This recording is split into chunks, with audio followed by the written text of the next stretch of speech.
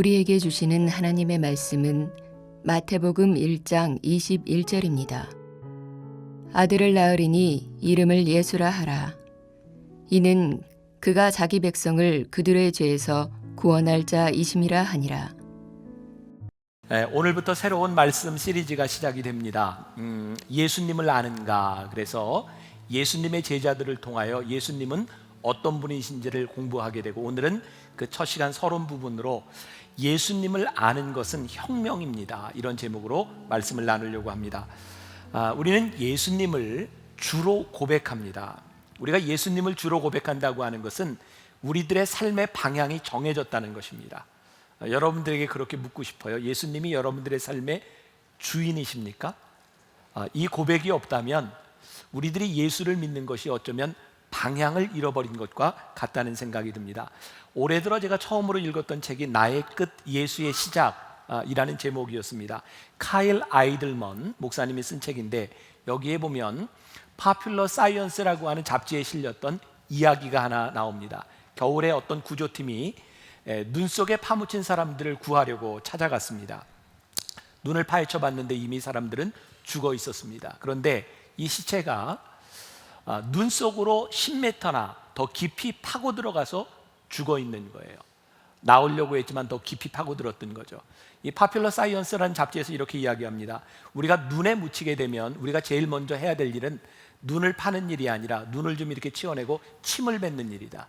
왜냐하면 침은 중력의 법칙에 의해서 밑으로 떨어지게 되어 있기 때문에 눈에서부터 나오려고 하면 침이 떨어진 반대 방향으로 가야 된다는 겁니다. 눈이 덮여 있으면 방향을 잃기 때문이죠.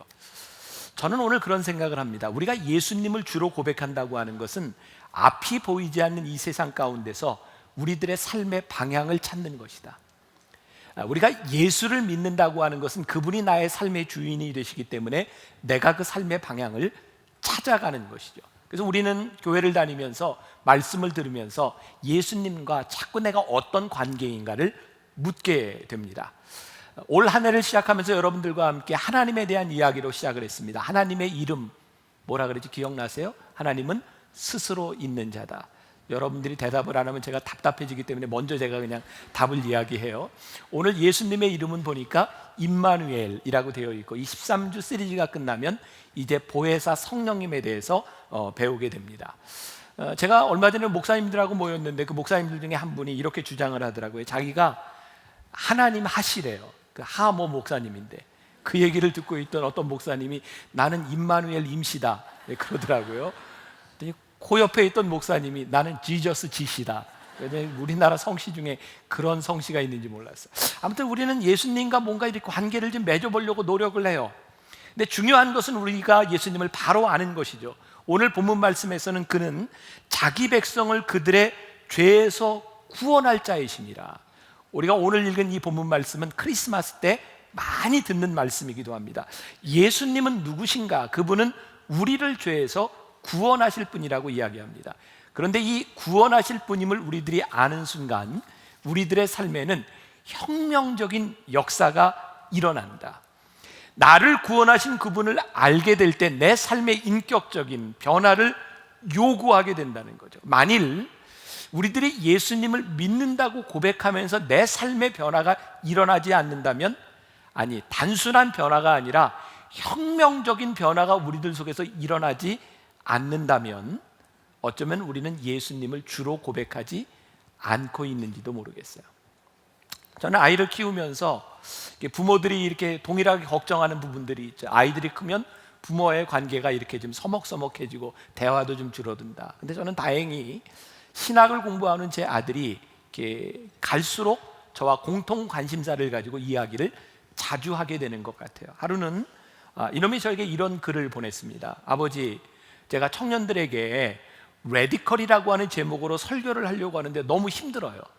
아마 이제 저희 교회에서 했던 시리즈를 듣고 이놈이 이제 청년부를 위한 설교를 준비했던 것 같아요. 그때 제가 제 아들에게 이렇게 글을 썼습니다. 아들아, 이 세상에서 설교할 만한 자격을 가진 사람은 아무도 없단다. 우리가 설교하는 이유는 말씀대로 살아가겠다는 우리의 고백을 사람들과 함께 나누는 거야.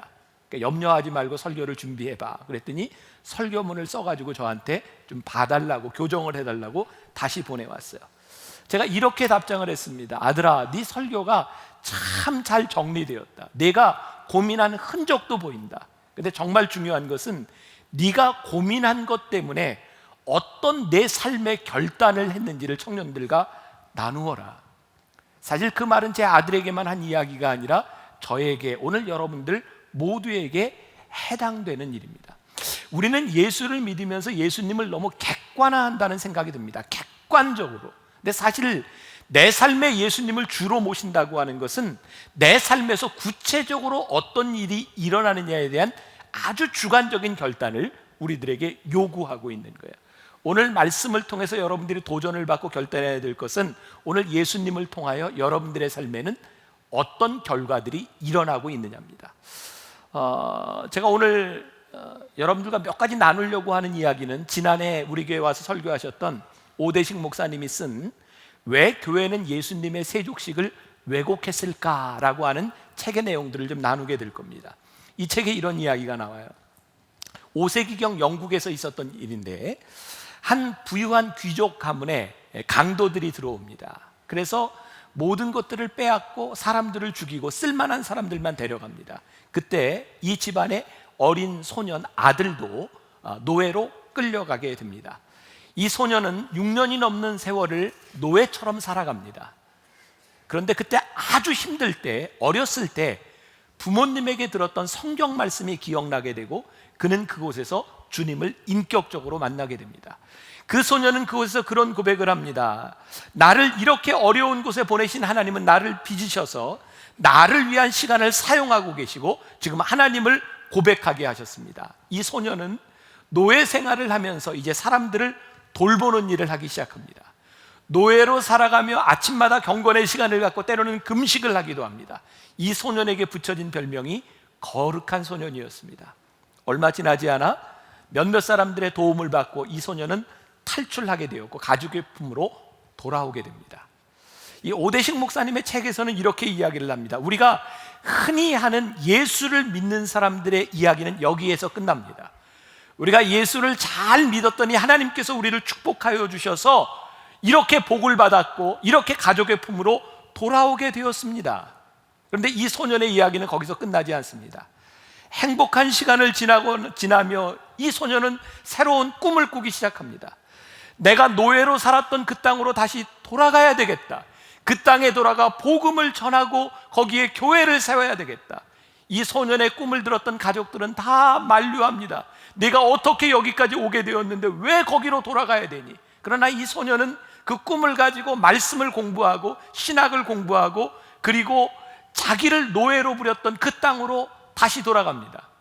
그리고 그곳에서 거룩한 소년이라 불렸던 이 소년의 말을 믿고 따르고 복음을 받아들이게 됩니다. 바로 그 땅이 영국 북쪽에 있는 북아일랜드라고 하는 곳이고 그 소년의 이름은 패트릭이었습니다. 지금도 그 땅에서는 이 패트릭을 성 패트릭이라고 부르고 있습니다.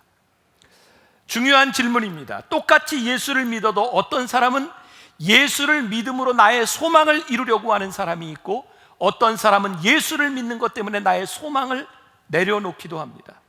어떤 사람은 예수를 믿으며 세상에서 얻은 힘과 권력을 가지고 예수님을 전하려고 한다고 이야기하지만 어떤 사람은 예수를 믿는 순간 내가 가지고 있었던 힘과 권력과 돈을 다 내려놓기도 합니다. 어떤 사람은 예수를 믿으며 내가 한 자리를 차지할 수 있다고 생각하는데 어떤 사람은 예수를 믿는 것 때문에 내가 차지했던 편한 자리를 내려놓기도 합니다. 예수를 믿으며 우리들에게 필연적으로 이런 질문이 생깁니다. 우리는 왜 예수님을 믿습니까? 왜 우리는 예수님을 따르려고 합니까? 우리는 이 세상의 사람들을 향하여 예수를 믿는 것은 이런 것입니다 라고 이야기를 합니다. 이 예수님을 믿는 것에 있어서 가장 중요한 것이 있습니다. 믿음입니다. 마태복음은 예수님의 족보로 시작합니다. 누가 누구를 낳고 누가 누구를 낳고 쭉 가더니 오늘 우리가 읽은 본문 말씀에서 아들을 낳으리니 그 이름을 예수라 하라. 이는 그가 자기 백성을 그들의 죄에서 구원할 자이심이라 하니라. 마태는 유대인들에게 복음을 전하며 예수님의 족보를 이야기합니다. 예수님은 이런 분이시야.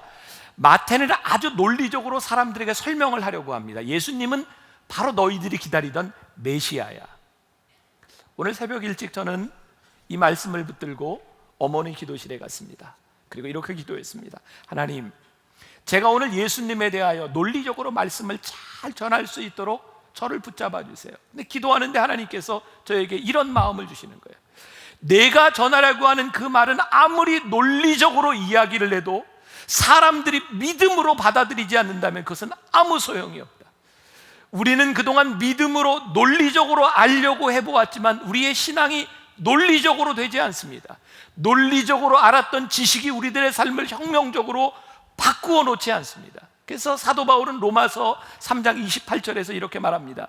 그러므로 사람이 의롭다 하심을 얻은 것은 율법의 행위에 있지 않고 믿음으로 되는 줄을 우리가 인정하노라. 믿음으로 되는 줄을 우리가 인정하노라. 여러분, 우리 중에 누구도 예수님을 본 사람이 없어요. 근데 예수님께서 요한복음 14장에서 우리들에게 약속해 주셨어요.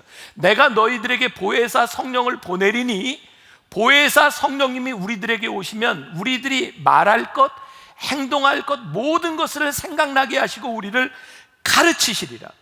성령님께서 우리들에게 오시면 우리들이 예수님을 주로 고백할 때 우리들의 삶에 적용하게 하시고 우리들의 삶을 바꾸어 놓는 역사가 일어나게 될 것이라는 사실이에요. 여러분, 성령님이 우리들 가운데 오시면 우리들의 인생에 주어와 서술어가 바뀌게 될 것이라는 것입니다. 주어와 서술어가 바뀌고 목적어도 바꾸게 될 것이라는 얘기입니다. 우리는 내가 무엇을 한다고 하는데 예수님을 주로 고백하면 성령님께서 무엇을 하신다고 고백하게 될 것이고, 내가 원하는 것을 이라고 생각했던 것이 성령님이 원하는 것을로 바뀌게 될 것입니다. 내가 한다는 것이 아니라 성령님이 나에게 이것을 시키신다고 우리들이 바뀌게 될 것이라는 이야기입니다. 에베소서에 보면 풍성하신 은혜를 따라라고 하는 말씀이 나옵니다. 에베소서 2장 8절부터 9절까지 말씀, 우리 같이 한번 봉독해 보겠습니다. 시작. 너희는 그 은혜에 의하여 믿음으로 말미암아 구원을 받았으니 이것은 너희에게서 난 것이 아니요 하나님의 선물이라. 행위에서 난 것이 아니니 이는 누구든지 자랑하지 못하게 함이라. 여기 은혜라고 하는 말과 믿음이라고 하는 말과 구원이라고 하는 말이 나오고 있습니다. 자, 먼저 우리들의 믿음이 언제 우리들의 삶에서 역사하게 될까요? 언제 믿음이 우리들 속에서 일어나게 될까요? 여러분, 우리가 예수를 주로 고백할 때 성령님이 우리들 가운데 오시면 우리들에게 의문이 생겨요. 왜라는 겁니다. 여러분, 이 세상을 향하여 우리들이 세상 사람들이 너무나 당연하게 생각하는 일들에 대하여 우리들이 왜라고 물을 때 우리들의 믿음이 시작됩니다. 만일 여러분들이 예수를 믿으며 이 세상에 대하여 여러분들이 질문이 없다면 이거 무언가 크게 잘못된 일입니다. 복음은 필연적으로 이 세상을 향하여 우리들에게 질문을 묻게 하고 그 질문이 우리들의 삶에 의미를 가져다 주게 됩니다. 그래서 성령님이 우리 가운데 들어오시면 세상이 보는 시각과 우리들이 다른 세계관을 가지게 돼요. 그래서 어쩌면 우리들이 의문을 가지고 물을 때 세상이 우리를 미워할 수 있습니다. 예수를 믿는다고 하는 것은 어쩌면 세상에 미움을 받을 수도 있는 일입니다. 히브리서 4장 12절에 보면 하나님의 말씀은 살았고 운동력이 있다고 말씀하는데, 하나님의 말씀이 우리들 속에 살아 운동력이 있을 때 이 세상과 필연적으로 충돌을 경험하게 될 것입니다. 저는 이것이 말씀과 복음의 역동성이라고 생각해요. 이 역동성을 다른 말로 이야기하면 혁명이라고 이야기할 수 있습니다. 제가 지난 주간에 유럽에 유학생들을 위한 코스타라고 하는 집회를 인도하게 되었어요. 가기 전에 제가 우리 부속실에 있는 직원들한테 물었습니다. 요즘 유행하는 드라마가 무엇인가? 제가 이제 시간이 나면 올 때 갈 때 좀 보려고 물었더니 요즘 제일 많이 보는 것 중에 하나가 육룡이 나르샤라 그러더라고요. 그래서 그러면 그거를 좀 이렇게 컴퓨터에다 좀 이렇게 저장을 좀 해놨으면 좋겠다. 그래서 제가 오고 가다 보는데 너무 재밌는 거예요. 그래서 이렇게 쭉 보게 됐어요. 근데 이 육룡이 나르샤의 주된 이 긴장 관계는 새로운 나라를 창업하려고 하는 정도전과 그리고 고려라고 하는 나라에서 나라를 좀 변화시켜 보고자 하는 포은 정몽주 사이의 갈등 관계입니다. 제가 드라마를 보니까 참 좋은 드라마더라고요. 여러분들 보셔도 좋을 것 같아요. 이 갈등 관계 속에서 정도전이 나는 새로운 나라를 만들려고 한다고 개혁을 이야기하는데 정몽주가 이렇게 얘기합니다. 내가 세우려고 하는 나라가 유교를 바탕으로 한 그런 새로운 나라인데, 내가 어떻게 새로운 나라를 유교를 바탕으로 해서 만들면서 유교에서 가장 나쁜 것으로 얘기하는 역성혁명, 왕을 바꾸는 일로 새로운 나라를 만들려고 하느냐, 그건 안 된다는 거예요. 근데 정도전이 이렇게 얘기합니다. 무언가 새로운 일을 시작한다는 것, 새로운 나라를 만든다고 하는 것은 모순에서부터 시작됩니다. 혁명은 그냥 있는 것 가지고는 일어나는 일이 아닙니다.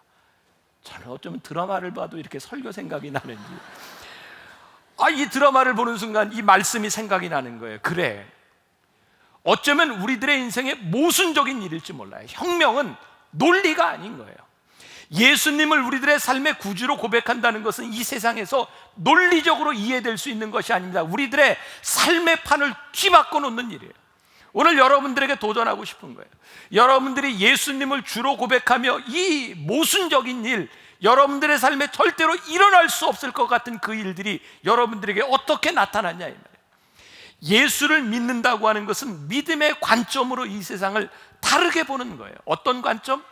예수님께서 우리를 구원하셨다고 하는 구원자로서의 관점으로 이 세상을 보는 거예요. 오늘 예수님에 대하여 아들을 낳으리니 그 이름을 예수라 하라. 이는 그가 자기 백성을 그들의 죄에서 구원할 자이심이라. 구원의 세계관으로 우리들이 보는 거예요. 조금 아까 우리들이 보았던 에베소서에 보니까 이 구원이라고 하는 것은 선물로, 은혜로 주어졌다. 오늘 여러분들이 받은 구원에 선물이 있다는 거예요. 선물에 대해서 이야기를 좀 하겠습니다. 저는 목회자로서 참 놀라운 특권 가운데 하나가 교인들의 사랑과 선물을 받는 일이라고 생각해요. 근데 제가 받은 선물 중에 뇌물은 하나도 없습니다. 다 선물입니다. 왜냐하면 제가 교인들에게 선물을 받았다고 보상으로 제가 해줄 수 있는 일이 없기 때문입니다. 그것은 선물입니다. 여러분, 이 선물은요, 죄송하지만 여러분들이 저에게 선물을 할 때 여러분들이 가지는 그 애틋하고 뜨거운 마음만큼 제가 동일하게 느끼지 못합니다. 감사하기는 하지만 여러분들의 마음만큼을 제가 느낄 수는 없습니다. 왠지 아세요? 여러분들은 그 선물을 준비하며 여러분들이 치러야 될 대가가 있지만 저에게는 치러야 될 대가가 없습니다. 그래서 감사함으로 받습니다. 감사함으로 받은 선물은 여러분들의 희생보다는 가치가 조금 덜하기 때문에 저는 여러분들에게서 받은 선물을 조금 더 쉽게 다른 사람에게 나누어 줄 수 있습니다. 그래서 저는 연말이 되면 죄송하지만 이 얘기 듣고 선물 안 하시면 안 돼요. 할 사람은 계속 하세요. 제가 모아놨다가 우리 교회 교역자들과 직원들과 모든 사람들에게 나눠줍니다. 굉장히 기쁘게 나눠줍니다. 여러분들의 마음만큼은 모르지만 감사하는 마음으로 나눠줍니다. 여러분, 하나님께서 우리들에게 구원의 선물을 주셨다고 하는 것을 여러분들은 절대로 하나님의 마음만큼 알지 못합니다. 하나님이 우리들에게 구원을 선물로 주셨을 때 그것은 하나님께서 마음이 찢어지는 아픔과 피 흘림을 통해서 우리들에게 주신 그 희생을 우리는 느낄 수는 없지만 그 희생으로 인하여 우리는 선물로 받은 감사는 알고 있습니다. 그래서 구원의 세계관을 가지면 우리들이 하나님만큼의 희생을 알지 못하지만 그 구원의 선물을 나누어 줄 수 있는 사람은 되는 겁니다. 아버지의 마음만큼은 아니지만 아버지의 마음을 가지고 나누어 줄 수 있는 것, 이것이 믿음과 구원의 세계관입니다. 오대식 목사님의 책에 보면 우리가 잘 아는 탕자의 비유를 조금 좀 다른 각도에서 설명을 해놨어요. 여러분, 탕자의 비유 아시죠? 탕자의 비유의 주인공이 누굽니까? 탕자 아닙니까? 탕자, 돌아온 아들. 우리는 돌아온 아들에게 초점을 맞출 때 사실 예수님께서, 그 오대식 목사님의 관점이에요, 이 탕자의 비유를 이야기하셨을 때 돌아온 탕자와 동일한 비중으로 큰 아들에 대한 이야기를 하고 싶으셨다는 거예요. 근데 우리는 돌아온 탕자에게만 관심을 많이 가지고 있죠. 탕자가 아버지께로 돌아왔습니다. 우리는 뭘 알죠? 아버지께로 돌아오면 문제가 해결되는구나. 우리는 그렇게 많이 알았습니다. 근데 정말 아버지께로 돌아오면 우리의 모든 문제가 해결이 되나요? 그러면 아버지와 함께 살고 있었던 이 큰아들은 무엇입니까? 또한 아버지와 함께 있으면서 아버지를 떠났던 아들은 무엇인가요? 아버지께로 돌아오면 모든 문제가 해결된다? 이 탕자의 비유는 이런 이야기를 하고 있는 것이 아니라는 거죠. 큰아들은 그 동생이 들어온 것 때문에 굉장히 마음이 불편하고 아버지를 미워합니다. 여러분, 큰아들이 동생을 사랑하지 못한 이유는 아버지에 대한 미움 때문이었습니다. 아버지가 하고 있는 일을 이해하지 못하는 거죠. 지금 이 큰아들과 아버지 사이에 갈등이 생겼습니다. 작은 아들을 그렇게 대우해 주는 것에 대해서 큰아들이 마음이 안 좋았어요. 그래서 아버지는 큰아들에게 이야기합니다. 얘야, 너는 항상 나와 함께 있었지 않니? 내 것이 다 너의 것인데 죽은 줄 알았던 내 동생이 돌아온 것에 대하여 네가 같이 기뻐할 수 없느냐? 이게 아버지의 안타까운 마음인 거예요. 여러분, 심리적으로 이 아버지와 아들과의 관계에 있어서 보통 젊은 세대들은 이 형의 마음이 이해가 된답니다. 왜냐하면 아버지의 하는 일이 불공평하다고 느낀다는 거죠. 그런데 아버지 세대들은 이 형의 마음이 아니라 아버지의 마음에 공감한답니다. 작은 아들을 대하는 아버지의 마음과 큰 아들을 대하는 마음, 그 아버지의 마음이 동일하다고 하는 것을 아버지 세대들은 동감을 하는데 아들 세대는 그게 공감이 안 된다는 거예요.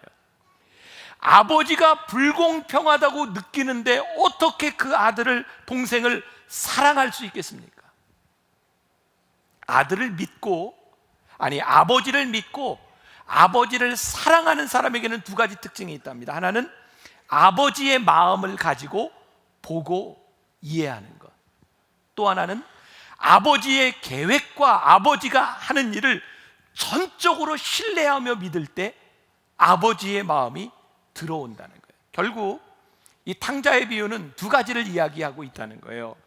탕자가 되어 살다가 아버지께로 돌아와서 경험하는 하나님 아버지의 은혜가 있고, 또 하나는 아버지와 함께 살아가며 고백하며 경험해야 되는 큰 아들의 은혜가 있다는 거예요. 그런데 우리들이 이것을 온전히 가지지 못한다는 거예요. 아버지의 사랑이 없는 것이 아니라 아버지의 관점, 아버지의 세계관으로 보지 못하기 때문에 하나님의 은혜를 고백할 수 없다는 거예요. 믿음이 왜 중요하죠? 믿음은 아버지를 신뢰하는 거예요. 아버지를 믿는 거예요. 아버지가 작은 아들을 사랑하는 그 마음을 믿을 수 있는 거예요. 오늘 우리들이 믿음을 가진다고 하는 것, 여러분들의 삶에 일어나고 있는 모든 삶의 순간순간 가운데 하나님을 신뢰하는 거예요. 하나님은 어떤 상황 가운데서 내 삶의 베스트, 하나님은 내 삶의 최선이심을 내가 믿음으로 고백할 수 있을 때 비로소 내 삶의 믿음과 은혜가 보이기 시작해요. 그리고 그 내 눈에 보이는 은혜와 믿음으로 인하여 그 누군가에게 선물을 나누어 줄 수 있어요. 요한복음 15장에 우리가 잘 아는 포도나무의 비유가 있어요. 내 안에 거하라, 나도 너희 안에 거하리라. 가지가 포도나무에 붙어 있지 아니하면 스스로 열매를 맺을 수 없음 같이 너희도 내 안에 있지 아니하면 그러하니라. 여러분들, 함께 한다는 것이 동행이 아닙니다. 큰아들은 아버지와 함께 있었지만 아버지와 동행하지 못했습니다. 예수님께서 포도나무의 비유를 통하여 말씀하시는 것이 가지와 나무와 뿌리, 하나의 줄기 가운데서 하나의 영양분을 먹고 마시는 것, 연결되어 있는 것이 바로 동행하는 것이고 아버지와 거하는 것이라고 말씀합니다. 아버지를 믿는 믿음 안에서 우리들이 함께 있을 때 우리들에게 가장 명쾌하게 나타나는 것이 우리를 사랑하신 하나님의 은혜로 인하여 우리들에게 나타나는 용서입니다. 저는 오늘 여러분들에게 그런 도전을 주고 싶어요. 우리 인간이 가지고 있는 인간론, 인간의 본성을 가지고 누군가를 용서한다고 하는 것, 미워하지 않는다는 것, 이거 불가능한 일입니다. 우리 인간은 그렇게 온전한 인간이 되지 못합니다. 인간론을 가지고는 우리들이 절망할 수밖에 없는데 우리를 사랑하신 하나님의 사랑으로 인하여 우리들이 소망을 가질 수 있는 거예요. 예수님의 제자들이 예수님에게 가서 묻습니다. 예수님, 우리가 잘못한 사람을 몇 번이나 용서할까요? 그랬더니 예수님께서 말씀하시는 것이 70번씩 7번이라도 용서해 주어라. 그리고 예수님께서 마태복음 18장 이하에 비유로 말씀하세요. 어떤 사람이 1만 달란트 빚진 자가 있는데 그가 갚을 능력이 없어서 좀 탕감해 달라고 했더니 그 빚을 다 탕감해 주었다. 근데 이 사람이 자기에게 100데나리온 빚진 자가 빚을 탕감해 달라고 하는데 그것을 하지 않는구나. 여러분들 1만 달란트는 오늘날로 환산하면 우리나라 돈으로 1조 정도 되는 돈입니다. 100데나리온은 우리나라 돈으로 300만 원쯤 되는 돈입니다. 그런데 1조를 탕감받은 사람이 300만 원 정도 내가 탕감할 수 없다고 하는데 어떻게 아버지께서 이 사람을 용납하시겠냐는 거예요. 너희가 하나님 아버지 앞에 1만 달란트를 용서받은 사람일진데 너희들에게서 어떤 삶이 나와야 되는가? 여러분, 혁명적이라고 하는 것은요, 세상 사람들의 논리로 되는 것이 아니라 우리들이 하나님 앞에 받은 은혜와 사랑 때문에 우리들에게서 나타날 수 있는 그 혁명적인 일이 무엇인가? 마태복음 13장에서 예수님이 또 비유로 말씀하십니다. 천국은 마치 밭에 감추인 보화와 같으니 사람이 이를 발견한 후에 숨겨두고 기뻐하고 돌아와서 그의 자기 소유를 다 팔아 그 밭을 사느니라. 무슨 이야기예요? 놀라운 보물을 발견한 거예요. 그래서 그것을 감춰두고 자기가 가지고 있는 모든 소유를 다 팔아서 그 밭을 사는 겁니다. 아무도 사람들이 이해하지 못합니다. 여러분, 이 사람의 삶의 혁명이 일어난 거예요. 세상 사람들이 볼 때는 자기 재산을 다 팔아서 그 밭을 사는 것이 도대체 이해가 되지 않는데 이 사람의 삶에 혁명적인 일이 일어난 거예요. 왜? 가장 귀한 것을 발견했기 때문에, 은혜를 발견했기 때문에. 일본에서 목회한 어떤 목사님의 이야기예요. 동경에서 목회할 때 유아 세례를 베풀기 전에 늘 엄마 아빠를 데려다가 문답을 했답니다. 근데 그 문답하는 자리에 늘 그 교회 장로님 한 분이 그 엄마 아빠에게 이런 질문을 물었답니다. 주일날 학교 행사가 있으면 어떡할 겁니까? 이날도 유아 세례를 베푸는 날이었는데, 여러분, 일본에서는 우리나라와 조금 다른 문화죠. 늘 학교의 운동회나 부모 참관 수업이나 중요한 일을 주일날 한답니다. 근데 이날 유아 세례를 베푸는 날 목사님 방에 찾아온 이 부부는 아버지가 일본 사람이고 엄마가 한국 사람이었답니다. 목사님이 문답을 마치고 난 뒤 이 장로님이 똑같이 물었답니다. 만약 주일날 학교에서 운동회가 있으면 어떻게 하실 겁니까? 이 아이를 데려와 예배를 드리겠습니까? 아니면 운동회에 참석하겠습니까? 이 질문을 받은 일본인 아버지는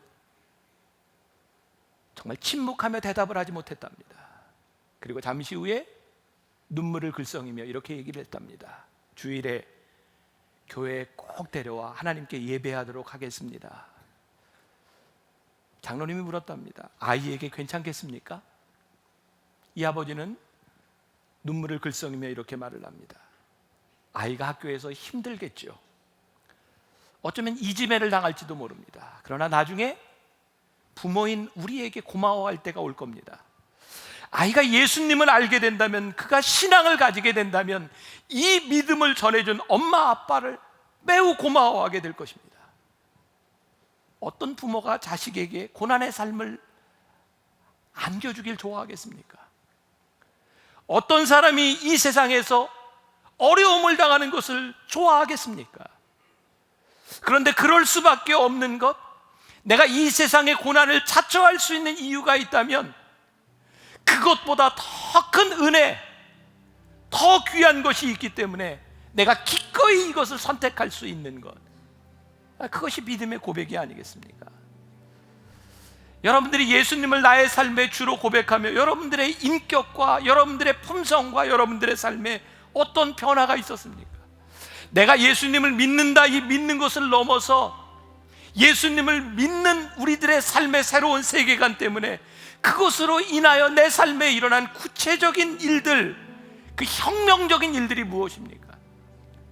우리가 다음 주부터 12제자의 삶을 통해서 그들이 예수님을 만남으로 인하여 그들의 삶에 일어났던 혁명적인 변화들을 우리들이 배우게 될 것입니다.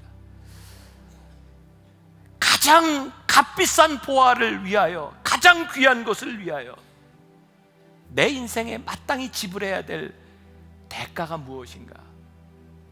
저는 우리가 예수님을 주로 고백한다고 하는 것은 여러분들의 삶에 분명히 치러야 될 대가가 있다는 말이라고 생각해요.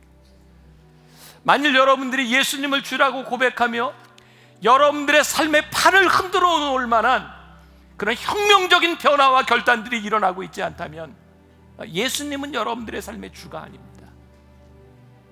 오늘 말씀을 전하고 준비하며 저에게도 큰 도전이에요.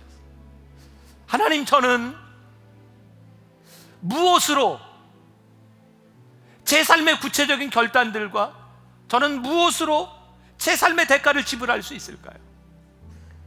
세상 사람들이 마땅하다고 여기다는 일들이 더 이상 내 삶에서 마땅하지 않은 여러분들의 삶의 판을 흔들어 놓는 혁명적인 일, 그게 예수님을 주로 고백하는 사람들의 삶입니다. 오늘 여러분들에게 믿음의 결단을 요구합니다. 여러분들은 어떤 대가를 지불하겠습니까? 오늘 이 말씀을 들으며 여러분들이 요약하고 결단하는 시간을 좀 드리려고 합니다. 나는 이 말씀을 통해 난 이런 결단을 할 거야.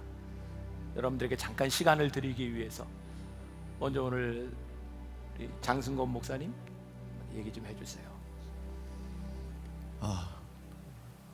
저는 사실 1부부터 3부까지 같은 설교를 3번째 들었는데도 불구하고 제 마음 가운데, 제 생각 가운데 이렇게 큰 울림이 있을 줄은 몰랐습니다. 무엇보다도 하나님께 감사하고, 정말 여러분들도 느끼셨겠지만 피를 토하는 심정으로 받은 말씀을 전하시는 목사님께 진심으로 감사드립니다. 근데 말씀을 받고 나니까 제 안에 어마어마한 싸움이 벌어졌습니다. 예수 그리스도의 제자답게 살아가기 위해서 너무나 포기해야 될 것들이 여전히 제 안에 많은 것을 보았는데, 더 심각한 건 그 포기할 것들 앞에서 포기할 수 없다고 주저하는 제 모습을 말씀을 들으면서 또 적나라하게 보면서, 아까 정도전과 포운 정몽주의 싸움을 말씀하셨는데 그거보다 더 큰 싸움이 지금 제 안에 일어나고 있는 것을 제가 여러분들에게 솔직히 고백합니다. 그래서 저는 이번 한 주간 그 수많은 포기해야 될 것 중에 단 한 가지라도 꼭 포기하고 그 선한 싸움에서 승리해서 다음 주일을 정말 하나님 앞에 승리의 기쁨으로 감사의 제사로 드리기를 결단합니다. 고맙습니다. 여러분들 가운데 누구든지 좋습니다. 내가 말씀을 들으면 나는 이런 결단을 합니다. 위층에도 좋고, 누구? 네.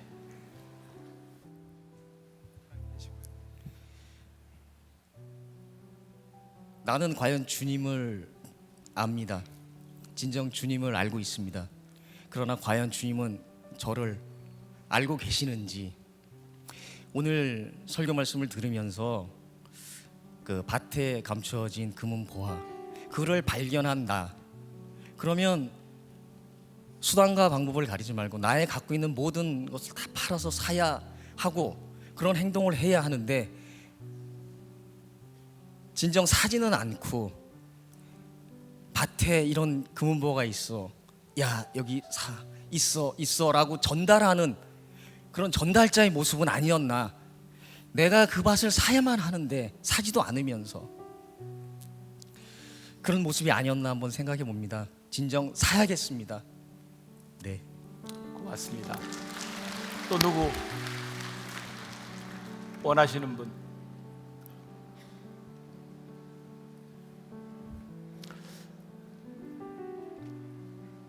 네, 뒤에. 네.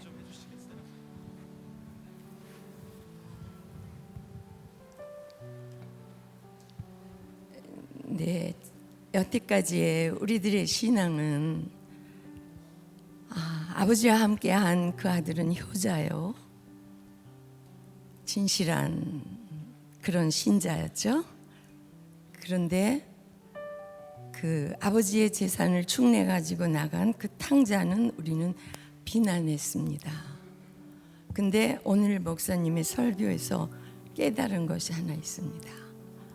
이 탕자는 레디컬한 그런 경험적인 신앙을 몸소 겪고 그 어려운 순간에서 아버지를 찾아온 그런 간절한 고백을 가지고 나온 신자입니다.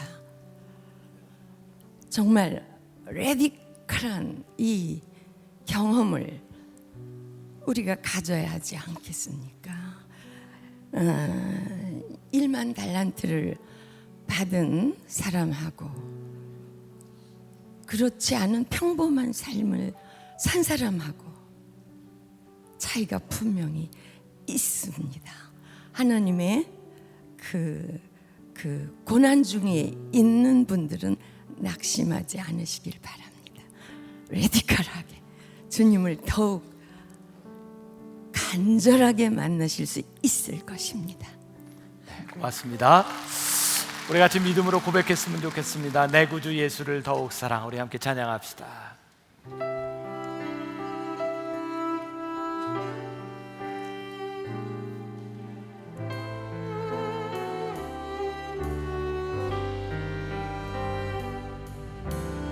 내 구주 예수를 더욱 사랑. 엎드려 비는 말 엎드려 비는 말 들으소서.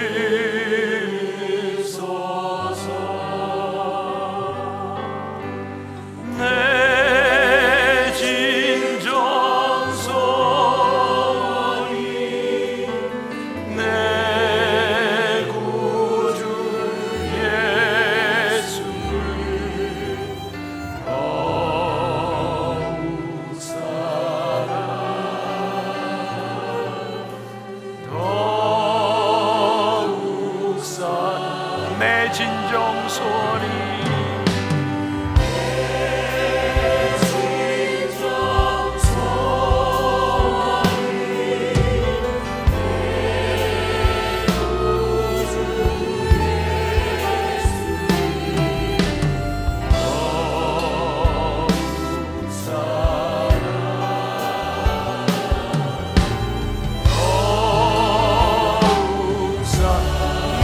진정소원이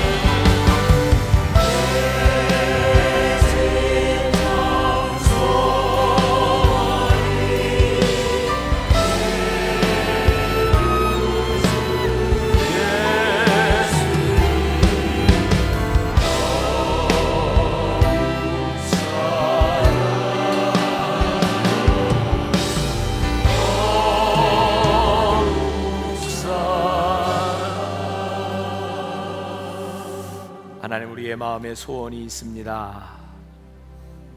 내 진정 소원이 내 구주 예수를 더욱 사랑. 우리는 예수님을 믿는다고 하면서도 참 추상적이었고 객관적이었습니다. 우리는 논리적이기를 원했고 우리는 내 마음속에 이해되기를 원했습니다. 근데 오늘 우리가 깨닫는 것, 우리가 믿음으로 고백하는 것, 주님이 나의 구주가 되시고 나를 구원하셨다는 그 사실 앞에 우리의 모든 논리가 허물어지고 우리의 삶에 혁명적인 믿음의 역사가 시작되기를 원합니다. 세상이 이해할 수 없는, 세상의 논리로 설명할 수 없는 우리의 믿음이 시작되게 하여 주옵소서. 하나님, 지금까지 살아왔던 우리들의 삶을 뒤흔들어 놓는 혁명적인 사건들이 우리들의 삶에서 일어나게 하여 주옵소서. 주님을 주로 고백하는 자로서 그렇게 살아가다가 그렇게 믿음으로 다시 만나 고백할 수 있는 주의 백성들이 되게 하여 주옵소서. 예수님의 이름으로 기도합니다. 아멘. 우리 다시 한번 우리 찬양하며 고백하면 좋겠습니다. 내가 주님을 사랑합니다. 우리 고백하며 봉헌하겠습니다.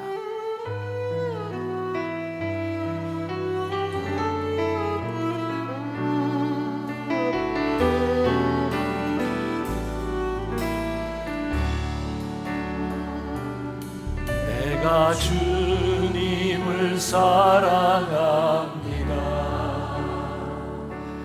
내가 주님을 사랑합니다.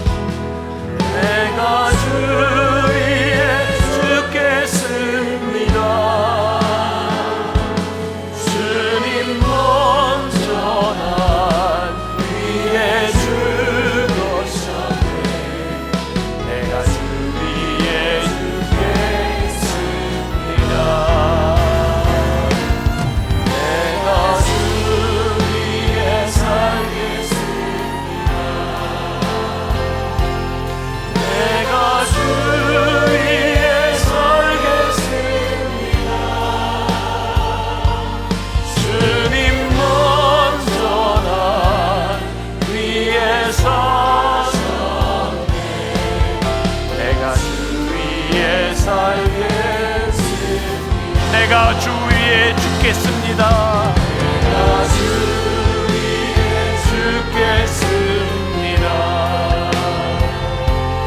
내가 주 위에 죽겠습니다. 주님 먼저 날 위에 죽으셨네. 내가 주 위에 죽겠습니다. 내가 주 위에 살겠습니다. 내가 주 위에 살겠습니다.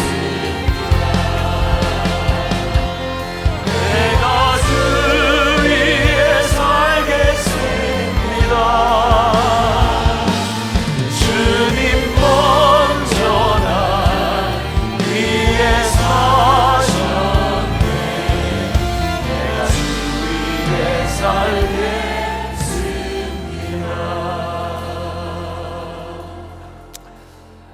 주님께서 나를 위해 먼저 죽으셨습니다.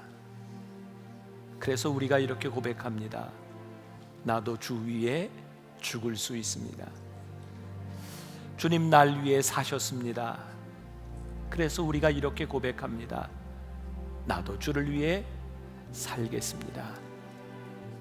오늘도 예수님을 주로 고백하는 하나님의 사람들이 모여 예배하고 찬양하고 기도하고 믿음으로 고백하며 우리의 삶에 정말 귀하게 생각하는 물질을 주님 앞에 드립니다.